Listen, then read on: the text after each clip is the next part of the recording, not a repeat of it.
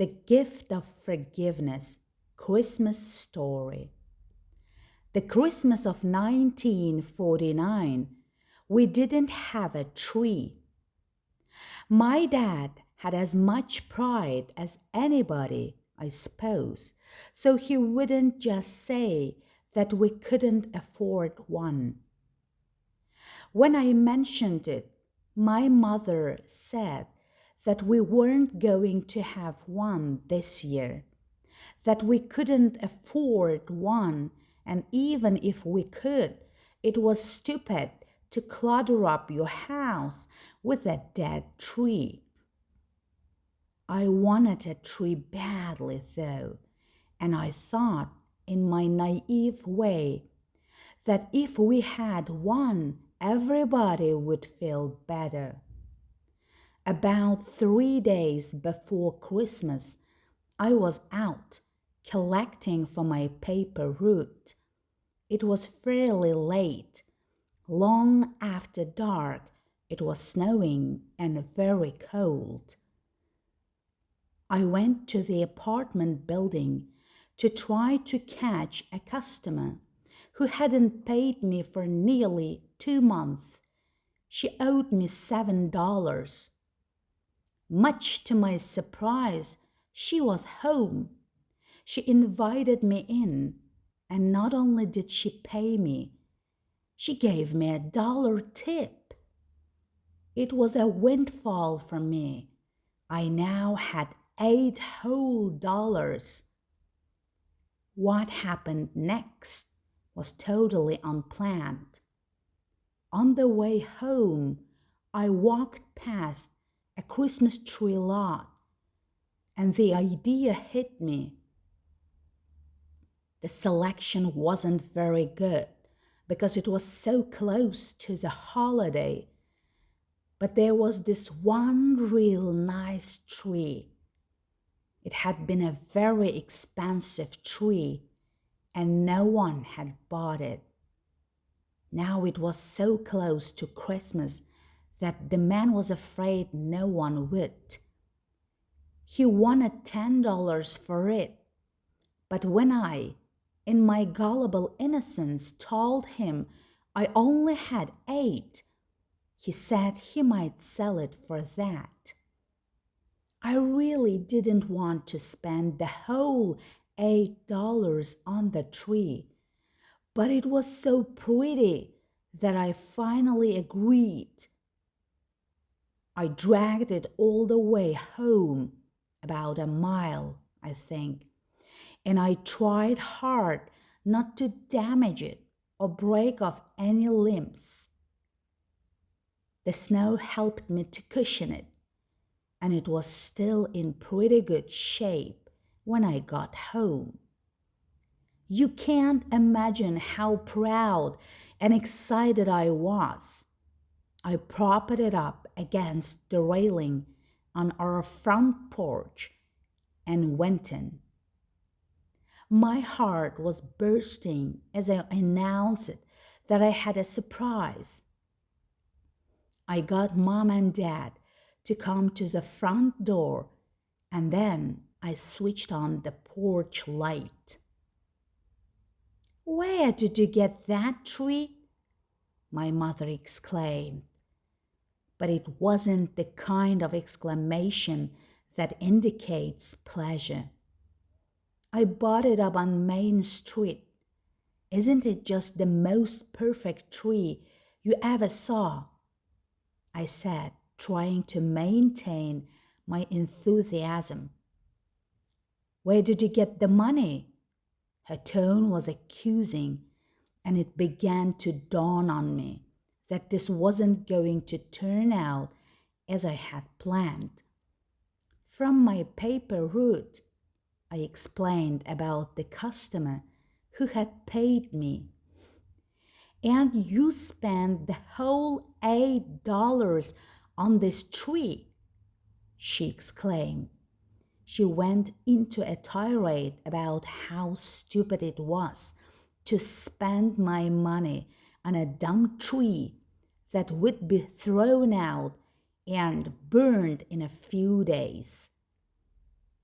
She told me how irresponsible I was and how I was just like my dad with all those foolish, romantic, noble notions about fairy tales and happy endings, and that it was about time I grew up and learned some sense about the realities of life and how to take care of money and spend it on things that were needed and not on silly things. She said that I was going to end up in the poorhouse because I believe in stupid things like Christmas trees, things that I didn't amount to anything. I just stood there. My mother had never talked to me like that before, and I couldn't believe what I was hearing. I felt awful, and I began to cry. Finally, she reached out and snapped off the porch light. "Leave it there," she said. "Leave that tree there till it rots. So every time we see it, we'll all be reminded of how stupid the men in this family are." Then she stormed up the stairs to her bedroom, and we didn't see her until the next day. Dad and I brought the tree in, and we made a stand for it. He got out the box of ornaments, and we decorated it as best as we could. But men aren't too good at things like that, and besides, it wasn't the same without Mom. There were a few presents under it by Christmas Day, although I can't remember a single one of them. But Mom wouldn't have anything to do with it. It was the worst Christmas I ever had.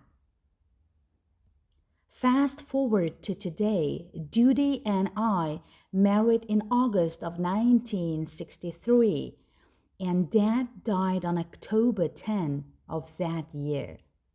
Over the next 8 years, we lived in many places.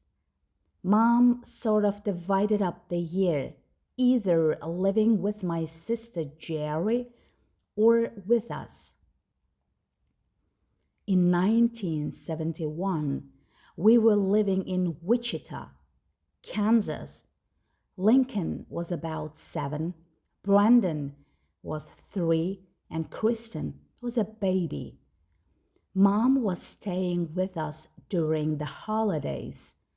On Christmas Eve, I stayed up very late.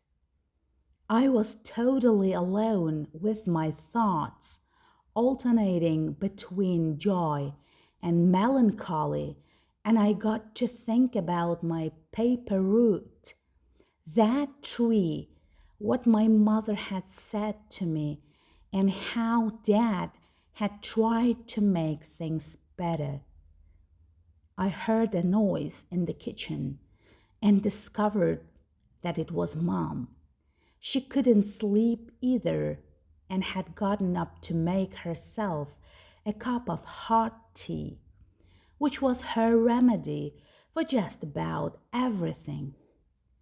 As she waited for the water to boil, she walked into the living room and discovered me there.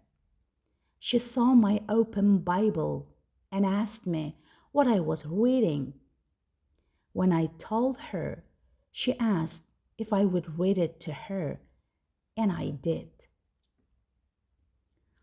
When the kettle began to whistle, she went and made her tea. She came back, and we started to visit.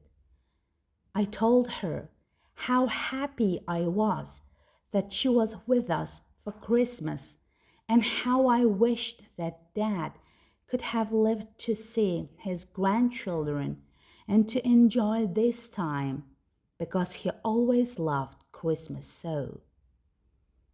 It got very quiet for a moment, And then she said, "Do you remember that time on 12 Mile Road when you bought that tree with your paper route money?" "Yes," I said. "I've just been thinking about it.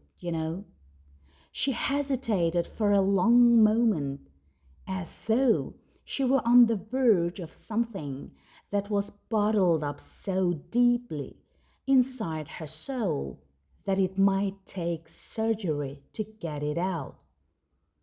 Finally, great tears started down her face, and she cried, "Oh, son, please forgive me." That time and that Christmas have been a burden on my heart for 25 years. I wish your dad were here so I could tell him how sorry I am for what I said. Your dad was a good man, and it hurts me to know that he went to his grave without ever hearing me say that I was sorry for that night. Nothing will ever make what I said right, but you need to know that your dad never did have any money sense, which was all too true.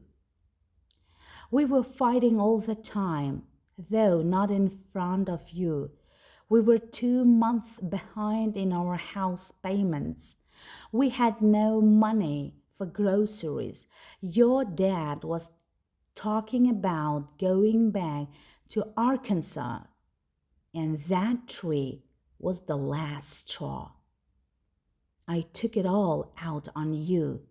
It doesn't make what I did right, but I hope that someday when you were older, you would understand.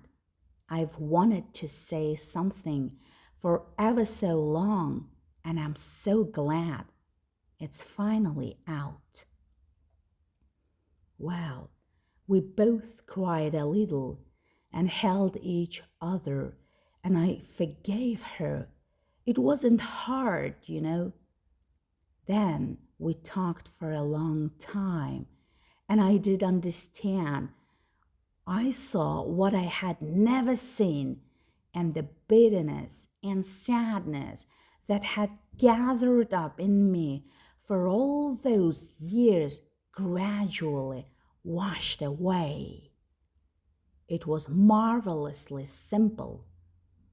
The great gifts of this season or any season can't be put under the tree. You can't wear them or eat them or drive them or play with them. We spend so much time on the lesser gifts, toys, sweaters, jewelry, the mint, anise, and dill of Christmas, and so little on the great gifts, understanding, grace, peace, and forgiveness. It's no wonder that the holiday leaves us empty, because when it's over, the only reminders we have are the dirty dishes and the January bills.